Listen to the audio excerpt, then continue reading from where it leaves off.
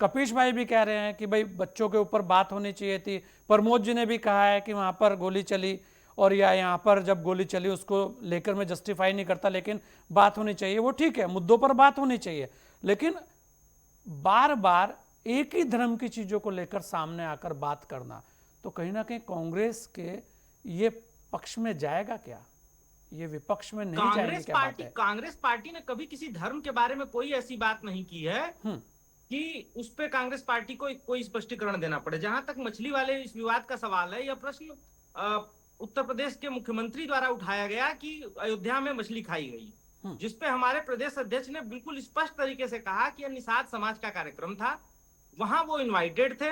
उनके साथ उत्तर प्रदेश के आईसीसी प्रभारी श्री राजेंद्र पाल गौतम जी भी इनवाइटेड थे। वहां वो गए और वहां पर जो है अजय राय जी ने कहा कि अगर ऐसी कोई फोटो कोई वीडियो अगर आपके पास है तो आप उसको जारी कर दीजिए, मैं राजनीति से संन्यास लेने के लिए तैयार हूं। ऐसा तो कोई वीडियो और फोटो इन लोगों ने जारी नहीं किया। अजय राय जी ने यह भी कहा कि वो पूर्णतः शाकाहारी हैं। उस दिन एकादशी का दिन था और सनातन धर्म की परंपराओं का पालन करते हुए एकादशी के दिन चावल तक नहीं खाते। उसके बावजूद यह मुद्दा बार बार इसको तूल दिया जा रहा है ताकि मूल मुद्दों से बात जो है वो हटाई जा सके, मूल मुद्दों को टाला जा सके। जहां तक किसी भी चीज को खाने और न खाने का सवाल है तो यह पर्सनल चॉइस होती है। निषाद समाज, ये सब लोग जानते हैं कि निषाद समाज मछली का पालन करना, मछली को पकड़ना और मछली को खाना उनकी जो कल्चरल एक पहचान है, उनके कल्चर का, उनके ट्रेडिशन का हिस्सा है। और जब इस तरह का भोज आयोजित होता है तो निषाद समाज में मछली और चावल का परोसा जाना बहुत सामान्य बात है। अजय राय जी उस भोज का हिस्सा नहीं थे, इस बात को भी अजय राय जी ने कहा।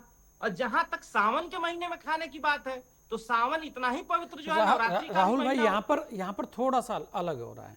खाने की बात पर कोई सवाल नहीं है, बात है स्थान को लेकर। राहुल भाई जी, तो मुझसे पहले प्रभु गोस्वामी जी ने भी कहा, कपीश जी ने भी कहा, और मैं उनकी बातों को आगे बढ़ाते हुए मैं कह रहा हूं कि कोई भी स्थान हो वो भगवान का निवास वहां पे है। और अगर इतनी ही दिक्कत है तो बात यह प्रश्न आयोजकों से पूछा जाना चाहिए। यह प्रशासन पर भी सवाल है कि अगर अयोध्या में इस तरह का कोई प्रोहिबिशन है, अयोध्या में लोग नहीं खा सकते, या किसी भी धार्मिक स्थान पर जहां पे धर्म से जुड़े हुए स्थान है, तो वहां पे वो चीज हुई कैसे? उसके आयोजन की अनुमति हुई होगी, बैंक्वेट हॉल बुक हुआ होगा, उस जगह की परमिशन दी गई होगी, तो ये चीजें हुई कैसे?